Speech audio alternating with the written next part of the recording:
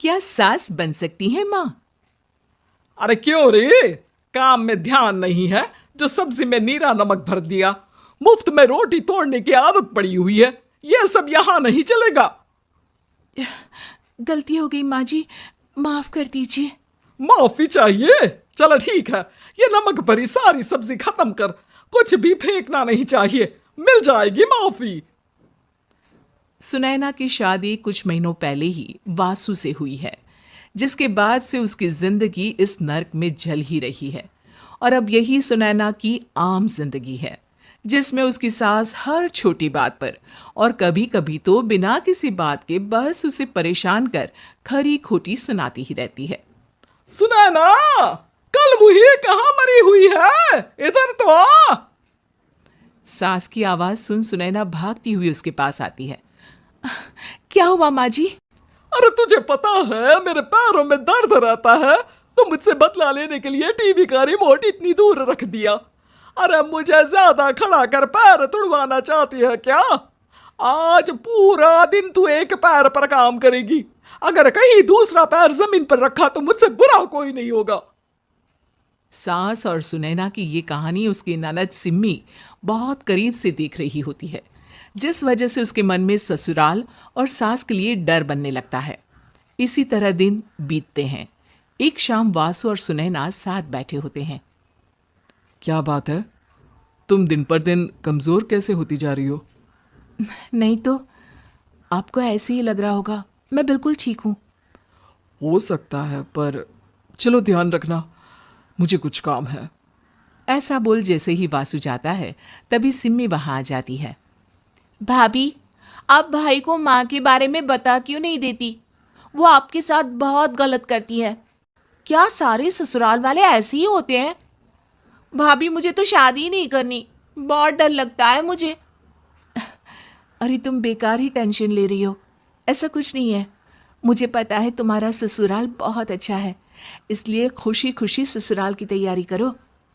सिम्मी तो वहां से चली जाती है, लेकिन सुनैना उसकी बातों से सोच में पड़ जाती है। कुछ दिनों बाद सुनैना के मम्मी पापा और भाई उनके घर आते हैं, जिन्हें देख सास हैरान रह जाती है। आप लोग सुनैना से मिलने आए हैं? अरे बहू, देख तो तेरे मम्मी पापा आए हैं। जी नहीं, आज हम यहाँ लड़की नहीं लड़के वाले बनकर आए हैं। हाँ माँ, मैंने ही सिम्मी और शरद के रिश्ते की बात मम्मी पापा से की थी। शरद हमारी सिम्मी के लिए परफेक्ट है। बेटे की बात मानते हुए उसकी माँ रिश्ते के लिए मान जाती है, पर अब सिम्मी के मन में ससुराल का डर और ज्यादा बढ़ जाता है। जैसे यहाँ माँ भाभी पर जुल्म करती है, ये भी पक्का अपनी बेटी का बदला लेने के लिए ही मुझसे शादी कर रहे हैं। इसी सब के बीच देखते ही देखते सिम्मी शरद की शादी हो जाती है और सास के नाम से डरी सहमी सिम्मी ससुराल पहुंच जाती है। जहां पहुंचते ही वो डरते हुए बोलती है, मम्मी जी, मैं अभी पूरे घर का काम कर दूंगी और जॉब भी छोड़ दूंगी। जैसे आप कहोगी मैं सब कुछ वैसे ही करूंगी। अरे इतना डर क्यों रही हो?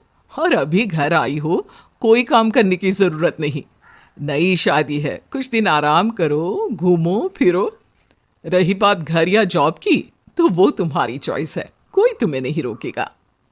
सास का ऐसा व्यवहार देख सिम्मी हैरान रह जाती है और अपनी भाभी सुनैना का ससुराल में पहला दिन सोचने लगती है।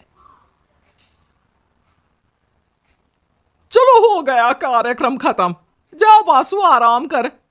बहू, तू अपने काम पर लग जा। काम से मेरा मतलब है घर का काम, क्योंकि अब से तुम इसके अलावा और कोई जॉब बॉब नहीं करोगी। हाँ। क्या हुआ, कहाँ खो गई? लगता है सपनों में ही घूमने लगी। बताती हूं तुझे अभी। मेरी बेटी का मजाक बनाएगा? सपने में क्यों, असलियत में घुमा कर ला जा। ससुराल की ऐसी इमेज सिम्मी ने कभी सपने में भी नहीं सोची थी।